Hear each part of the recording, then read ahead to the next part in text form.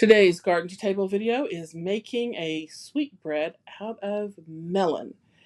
Welcome to my little victory garden where I'm trying to grow food for my multi-generational household of 5 in my small North Texas garden. Today we're making this beautiful sweetbread out of that monstrous mystery melon. It is starting to get sweeter as I'm harvesting them, but the first few were kind of bland. So we start with 2 cups of cantaloupe puree, 3 cups of flour, 3 large eggs, 1 cup of vegetable oil, 2 teaspoons of cinnamon and a half teaspoon of ginger, a teaspoon of vanilla, a teaspoon of baking powder, a teaspoon of baking soda, and 2 cups of sugar. So we're going to start by beating together the eggs and the sugar and the cantaloupe and the oil and vanilla until it is all well combined. I'm going to say this melon kind of has surprised me. Like I said, the most recent one was very sweet compared to the others that have been very bland. But it was 21 pounds. The last one was over 20 pounds. It's a lot. So I'm finding different ways to, do this. Next step is to sift together the flour. I can't really get it all into my sifter because that is like 3 cups of flour. But with the cinnamon, the baking soda, the salt, and the baking powder and ginger all into this other bowl here. I put as much of it as I could into the sifter and then added the spices and baking powder and baking soda and started to sift until I got it down a little bit and then added the rest of the flour.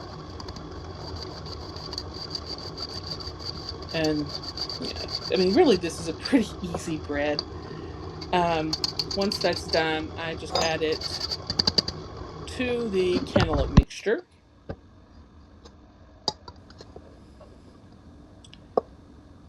And once it is all into my mixing bowl, I probably really should have taken the whisk off and then put it back on when I was done. But anyway, I just mix this all together until it is fully incorporated.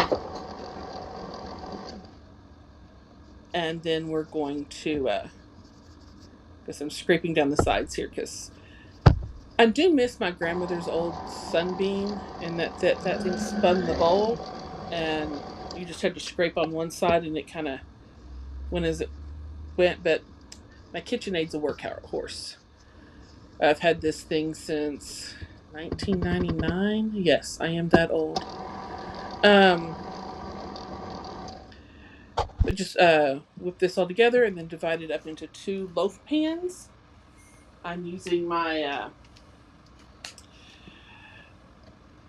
Pullman style loaf pans just because they are so easy to clean. You're supposed to grease in flour.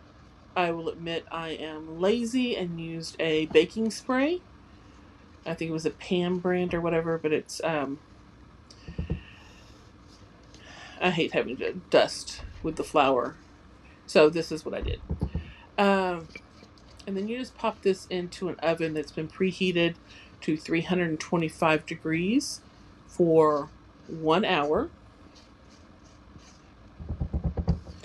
So while that's in the oven, we're going to work on the praline topping, which is a half a cup of butter, 1 2/3 cup of brown sugar, and a half a cup of chopped nuts. I used walnuts because I was out of pecans. The original recipe does call for pecans.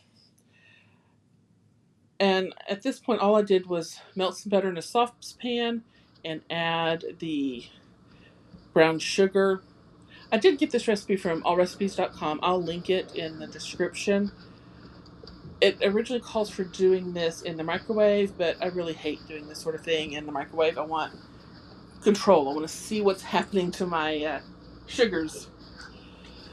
But yeah, just keep stirring, and as it's heating, and it's going to kind of cook into this nice gooey candy. I'm sure we're all familiar with New Orleans praline candy. I made some this last Christmas. I think I put a video up for it. If not, I'll make another one this Christmas.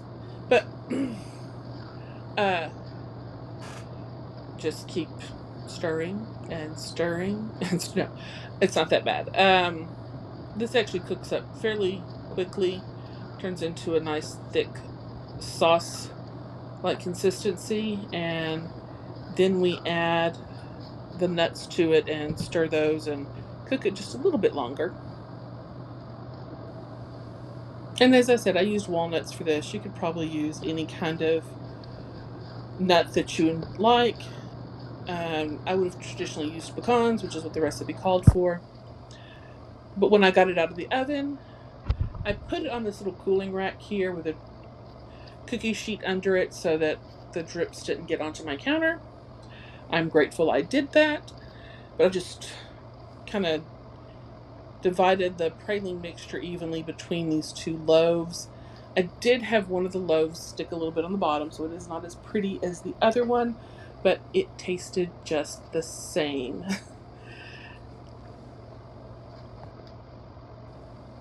And as you can tell, I'm getting kind of desperate to find ways to use up this melon so that it doesn't go to waste.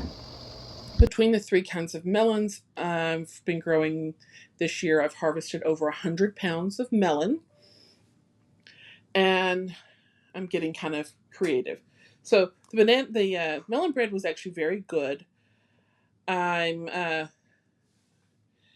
would say that the praline sauce was probably a little over the top for me. I'd prefer something more lightly sweetened, like the bread itself is.